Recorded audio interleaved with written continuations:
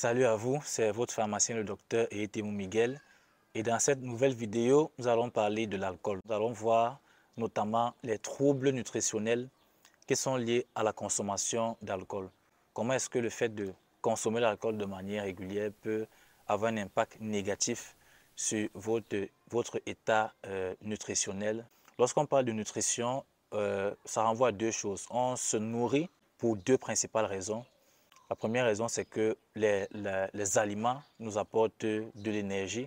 Donc, nous nous alimentons parce que nous avons besoin d'énergie et les aliments sont donc de bonnes sources d'énergie.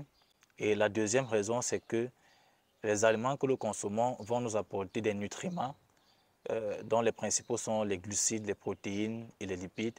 Et ces nutriments vont entrer dans la structure de notre corps, dans la structure de nos cellules et vont contribuer au bon fonctionnement de nos cellules, de notre organisme. Donc, comment est-ce que l'alcool va interagir avec le reste de l'alimentation de celui qui consomme l'alcool?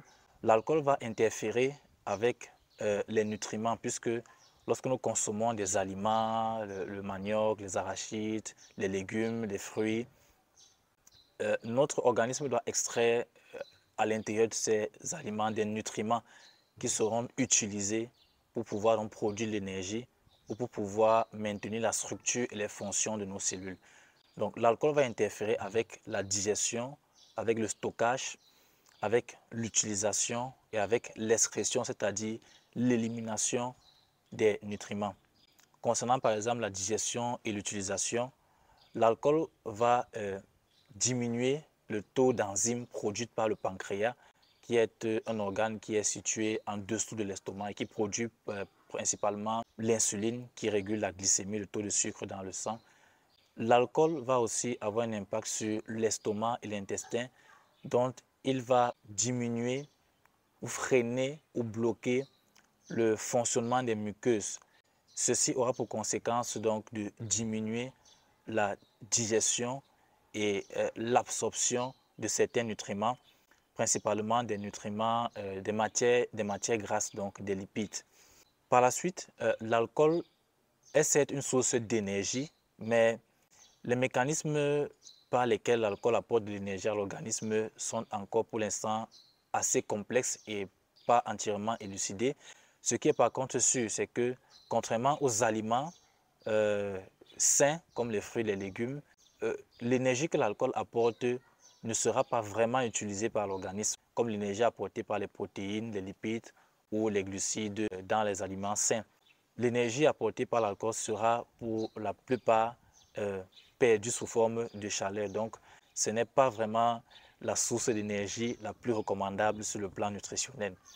Au niveau de la structure du fonctionnement des cellules, l'alcool va interférer avec la production des protéines. Les protéines sont des éléments très importants qui rentrent dans la structure de nos cellules et aussi et surtout dans le fonctionnement de nos cellules parce que ce sont les protéines qui sont pour la plupart utilisées comme enzymes, c'est-à-dire les éléments qui permettent aux réactions chimiques d'avoir lieu dans l'organisme. Les protéines sont aussi utilisées comme hormones, par exemple comme l'insuline dont j'ai parlé. La consommation d'alcool pourra avoir un impact sur la façon dont votre organisme utilise les autres nutriments, tels que les vitamines ou les minéraux. L'alcool va conduire à une carence ou à des carences, des déficiences en certains nutriments comme la vitamine A, ce qui pourrait être à l'origine des troubles de la vision nocturne. Il pourrait aussi avoir une carence en vitamine B, même en vitamine C, mais la vitamine C qui est impliquée dans la cicatrisation des plaies, des blessures. Il pourrait aussi avoir une carence en vitamine D, avec pour conséquence l'ostéoporose, donc une perte de la minéralisation, de la structure et de la rigidité osseuse. L'os va devenir donc beaucoup plus fragile et beaucoup plus sujet aux fractures. Et vous pourrez aussi avoir une carence en vitamine K. La vitamine K est impliquée dans la coagulation, donc vous risquez d'avoir des troubles de la coagulation, de la circulation du sang dans votre organisme. Concernant les minéraux, l'alcool pourra conduire à une carence en magnésium qui pourra se manifester par des crampes. Vous pourrez aussi avoir une carence en calcium qui va se manifester par des os faibles, des os fragiles. Vous pourrez aussi avoir une carence en fer, donc développer l'anémie avec le temps. Et enfin, on pourra avoir une carence en zinc qui va se caractériser par des troubles, des problèmes de la peau ou encore par des troubles de la vision nocturne. Donc, quelles sont les complications de la consommation d'alcool sur les principaux organes vitaux de l'organisme? Nous aurons des complications au niveau du pancréas avec le développement d'une pancréatite qui est une inflammation du pancréas et qui pourra avoir un impact sur la régulation de la glycémie, du taux de sucre dans le sang, puisque le pancréas est cet organe qui produit à la fois l'insuline qui est censée baisser la glycémie et le glucagon qui est censé augmenter la glycémie. Pour aussi avoir des complications au niveau du foie avec une diminution des taux de vitamines antioxydantes telles que la vitamine A et la vitamine E qui ont pour rôle de, entre guillemets, purifier, détoxifier le foie. Et donc, si vous avez une carence en ces détoxifiants, vous aurez donc l'accumulation de toxines dans votre foie. Au niveau du cerveau, on peut avoir le développement d'une perte de mémoire et particulièrement chez la femme enceinte, il est vraiment strictement interdit de consommer de l'alcool parce que déjà à cause de la grossesse, les besoins nutritionnels de la femme enceinte sont augmentés de 10 à 30%. Donc elle a besoin d'avoir un apport plus important de nutriments essentiels, de nutriments sains qu'avant la grossesse.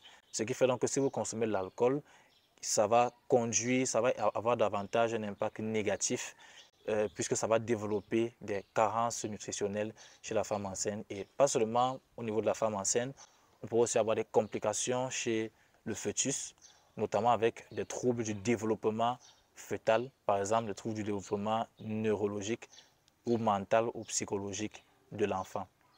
Merci donc d'avoir regardé cette vidéo et la recommandation que l'on peut faire, c'est si vous êtes consommateur d'alcool, d'arrêter complètement de consommer l'alcool. Et si vous n'êtes pas consommateur d'alcool, de ne pas commencer à consommer de l'alcool parce que cela pourrait nuire à votre santé et à celle de votre progéniture et de votre entourage.